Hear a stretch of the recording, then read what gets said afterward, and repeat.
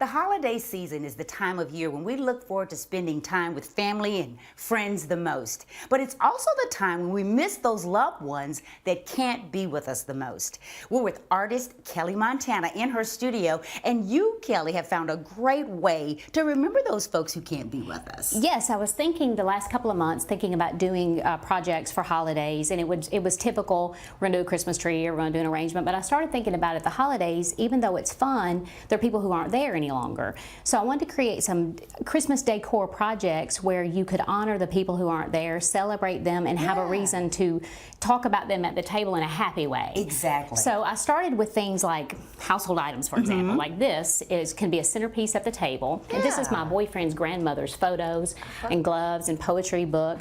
Just your basic waste paper basket. This is a charger, and this is a planter. What a great way to repurpose things that you already have at home. Exactly. And one of the neatest things I think about the holidays, like I'm one of 7, 5 girls. We all get together and you talk about your family and memories and things you did as children. So I thought this would be a great little project, which is what we reproduced here, where sisters could get together and share memories, bring all of their things, photos, recipes, or whatever they have, and make projects together as a family and start a tradition of those things. I love that idea. I'm going to suggest this for my 3 sisters. Maybe we could do that. That's a great one. Exactly. Now over here, for someone who may have a grandmother or someone with a favorite recipe that they serve every year. Exactly. So Deneen has brought handwritten recipes from her grandmother and a photo, and what we've made is a serving tray of this. So another thing I thought would be great is everyone would be like, oh my gosh, I loved grandmother's egg bread. So you could make the egg bread, serve it on this tray, and that gives you another something that you can talk about at the table and keep her alive in the conversation. Exactly. I know your grandmother would absolutely love it. And that's beautiful.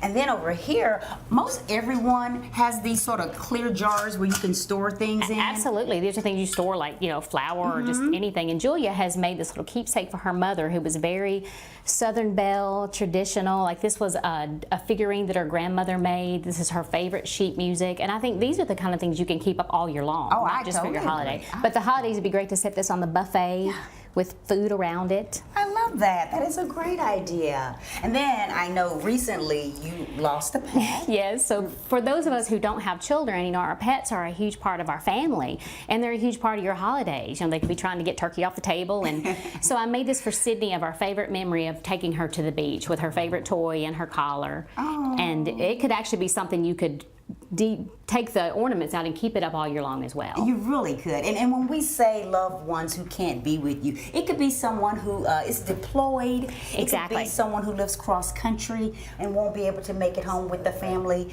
this time of year, and it's a great way to sort of honor them. Yeah, it honors them and it keeps them in the conversation, and that's what makes family at the holidays, is you're sharing your stories and your memories, and that's what the people who aren't there would want, is to be a part of the gathering. Absolutely. Well, I know you teach classes. I do. After the first of the year, I'm going to start doing some one-on-one workshops, kind of artist development things, to where we can spend the afternoon together and talk about these kind of things that you could make. I love it. And all around the walls you get to see beautiful Kellie Montana artwork. You're so talented. And Thank you so much. We could come Thank you. Thanks for coming. Your space for a change. Thank you. This was so much fun. It certainly was. If you'd like to find out more information how you can get in touch with Kellie, we're going to make sure we put that on our website at newschannel5.com.